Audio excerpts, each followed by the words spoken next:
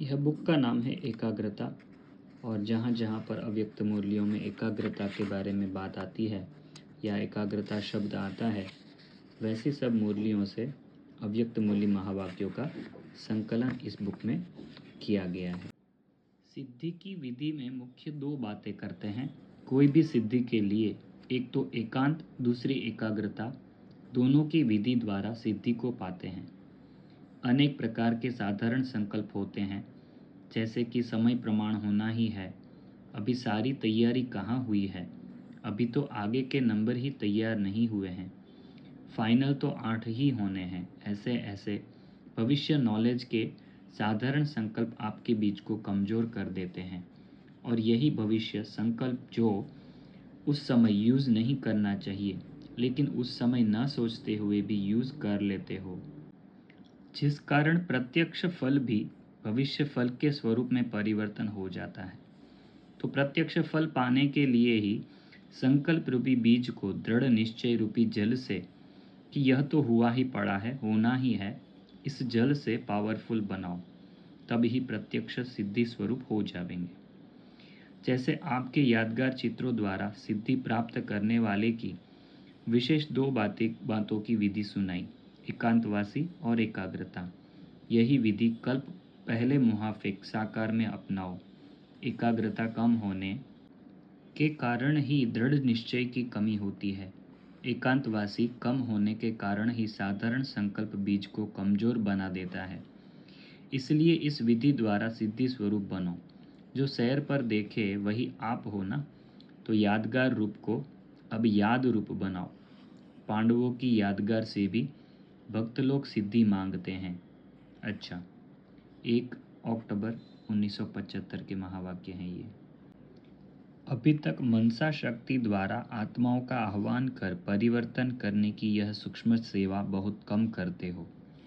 जब आत्मिक शक्ति वाली सेमी प्योर अर्ध पवित्र आत्माएं अपनी साधना द्वारा आत्माओं का आह्वान कर सकती है, अल्पकाल के साधनों द्वारा दूर बैठी हुई आत्माओं को चमत्कार दिखाकर अपनी तरफ आकर्षित कर सकती है, तो परमात्मा शक्ति अर्थात सर्वश्रेष्ठ शक्ति क्या नहीं कर सकती। इसके लिए विशेष एकाग्रता चाहिए, संकल्पों की भी एकाग्रता, स्थिति की भी एकाग्रता। एकाग्रता का आधार है अंतर्मुखता। अंतर्मुखता में रहने से ही अंदर बहुत कुछ विचित्र अनुभव करेंगे। जैसे दिव्य दृष्टि में सूक्ष्म वतन, सूक्ष्म सृष्टि अर्थात सूक्ष्म लोक की अनेक विचित्र लीलाएं देखते हो, वैसे अंतर्मुखता द्वारा सूक्ष्म शक्ति की लीलाएं अनुभव करेंगे। आत्माओं का आह्वान करना, आत्माओं से रूह रिहान करना, आत्माओं के संस्कार स्वभाव को परिवर्तन करना, आत्माओं का बाप से कनेक्शन जुड़वाना, ऐसे रूहानी लीला का अनुभव कर सकते हो। अप्राप्त आत्मा को, अशांत दुखी रोगी आत्मा को दूर बैठे भी शांति, शक्ति, निरोगीपन का वरदान दे सकते हो। जैसे शक्तियों के जड़ चित्रों में वरदान देने का स्थूल रूप हस्तों के रूप में दिखाया है, हस्त भी एकाग्र रूप दिखाते हैं। वरदान का पोज, स्थिति, हस्त, दृष्टि और संकल्प एकाग्र ही दिखाते हैं। ऐसे चैतन्य रूप में एकाग्र चित्त की शक्ति को बढ़ाओ, तो रूहों की दुनिया में रूहानी सेवा होगी। रूहानी दुनिया मूल वतन नहीं, लेकिन रूह को आह्वान करके रूहानी सेवा करे। यह रूहानी लीला का अनुभव करो। यह रूहानी सेवा फास्ट स्पीड, तीव्र गति में कर सकते हो। तो वाचा और कर्मणा की सेवा में तो तेरी मेरी का टकराव होता है, नाम मान शान का टकराव होता है, स्वभाव संस्कारों का टकराव होता है, समय व संपत्ति का अभाव होता है। इसी प्रकार के जो भी विघ्न पड़ते हैं, यह सर्व विघ्न समाप्त हो जाएंगे। रूहानी सेवा का एक संस्कार बन जाएगा। इस शिवरात्रि पर ऐसी स्थूल और सूक्ष्म स्टेज बनाओ जिससे आने वाली आत्माओं को अपने स्वरूप, रूह और रूहानियत का अनुभव हो, वाणी द्वारा वाणी से परे जाने का अनुभव हो। ऐसे संपर्क में आने वाली आत्माओं का विशेष प्रोग्राम रखो। लक्ष्य रखो कि अनुभव कराना है, न कि सिर्फ भाषण करना है। चाहे छोटे छोटे संगठन बनाओ, लेकिन रूहानियत और रूहानी बाप के संबंध और अनुभव में समीप लाओ। कुछ नवीनता करो। स्थान और स्थिति दोनों से दूर से ही रूहानियत की आकर्षण हो। जनरल संदेश देने की बात अलग है, वह करना है भल करो, लेकिन यह जरूर करो।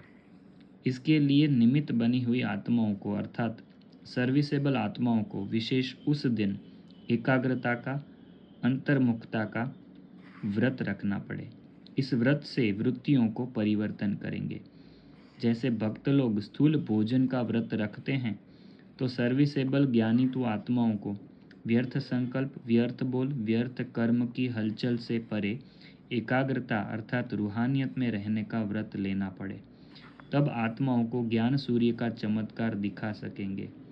कोई अलौकिक प्लान, योजना बनाओ।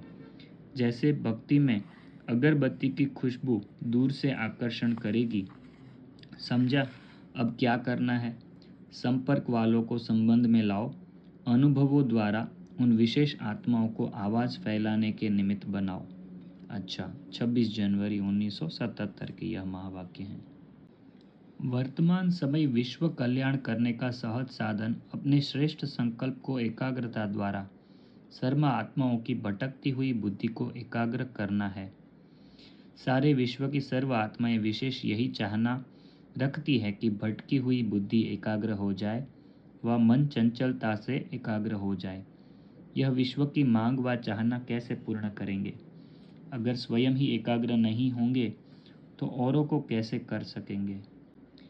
इसलिए एकाग्रता अर्थात सदा एक बाप दूसरा न कोई, ऐसे निरंतर एकरस स्थिति में स्थित होने का विशेष अभ्यास करो।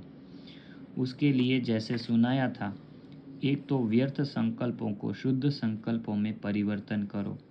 दूसरी बात, माया के आने वाले अनेक प्रकार के विघ्नों को अपनी ईश्वरीय लगन के आधार से सहज समाप्त करते कदम को आगे बढ़ाते चलो। विघ्नों से घबराने का मुख्य कारण कौन सा है? जब भी कोई विघ्न आता है तो विघ्न आते हुए यह भूल जाते हो कि बाप दादा ने पहले से ही यह नॉलेज दे दी है कि लगन की परीक्षा में यह सब आएंगे ही। जब पहले से ही मालूम है कि विघ्न आने ही है, फिर घबराने की क्या ज़रूरत है? नई बात क्यों समझते हो? 31 मई 1977। तीव्र पुरुषार्थ की सहज विधि जिससे सहज सिद्धि प्राप्त हो जाए अर्थात सदा सिद्धि स्वरूप हो जाए।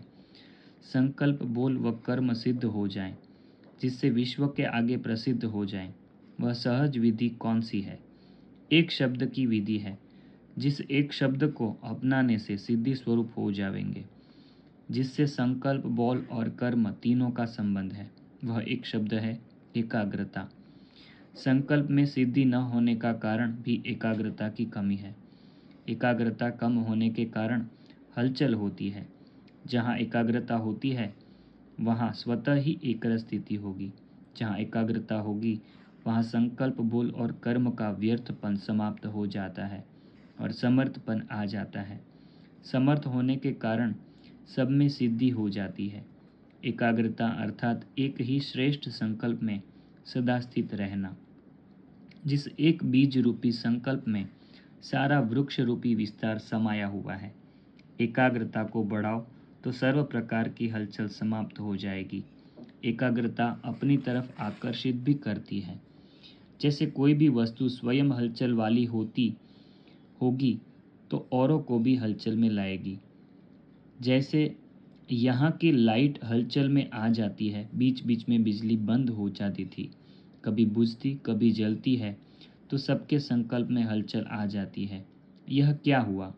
एकाग्र वस्तु औरों को भी एकाग्रता का अनुभव कराएगी। एकाग्रता के आधार पर ही जो वस्तु जैसी है वैसी स्पष्ट देखने में आएगी। ऐसी एकाग्र स्थिति में स्थित होने वाला स्वयं को भी सदा जो है जैसा है वह स्पष्ट अनुभव करते हैं और इस कारण कैसे हो, क्या हो, यह हलचल समाप्त हो जाती है। जैसे कोई स्पष्ट वस्तु दिखाई देती है तो कभी क्वेश्चन नहीं उठेगा कि यह क्या है। क्वेश्चन समाप्त हो स्पष्ट अनुभव होगा कि यह ये है। वैसे स्वस्वरूप वह बाप का स्वरूप एकाग्रता के आधार पर सदा स्पष्ट होगा।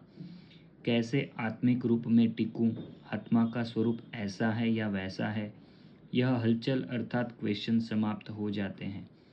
जब क्वेश्चन खत्म होंगे, हलचल समाप्त होगी, तो हर संकल्प भी स्पष्ट हो जाता है। हर संकल्प, बोल और कर्म का आदि, मध्य और अंत तीनों ही काल ऐसे स्पष्ट हो जाते हैं जैसे वर्तमान काल स्पष्ट होता है।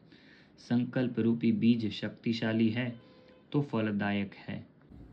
एकाग्रता से सर्व शक्तियाँ सिद्धि स्वरूप में प्राप्त हो जाती है।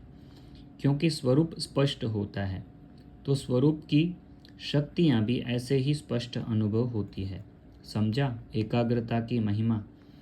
वैसे भी आजकल की दुनिया में हलचल से तंग आ गए हैं।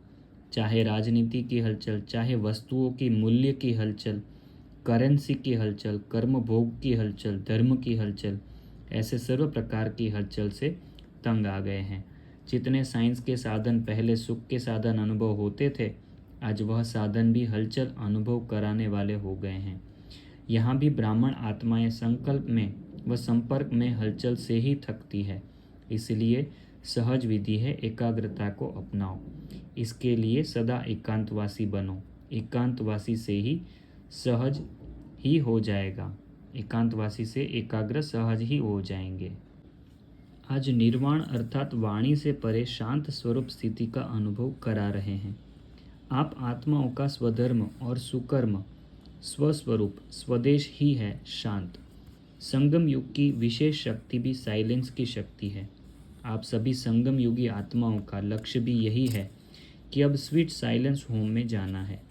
इसी अनादि लक्षण शांत स्वरूप रहना और सर्व को शांति देना, इसी शक्ति की विश्व में आवश्यकता है। सर्व समस्याओं का हल इसी साइलेंस की शक्ति से होता है। क्यों? साइलेंस अर्थात शांत स्वरूप आत्मा एकांतवासी होने के कारण सदा एकाग्र रहती है और एकाग्रता के कारण विशेष दो शक्तियाँ सदा प्राप्त होती है। एक परखने की शक्ति, दूसरी निर्णय करने की शक्ति।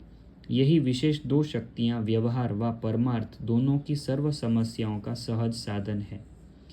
परमार्थ मार्ग में विघ्न विनाशक बनने का साधन है माया को परखना और परखने के बाद निर्णय करना।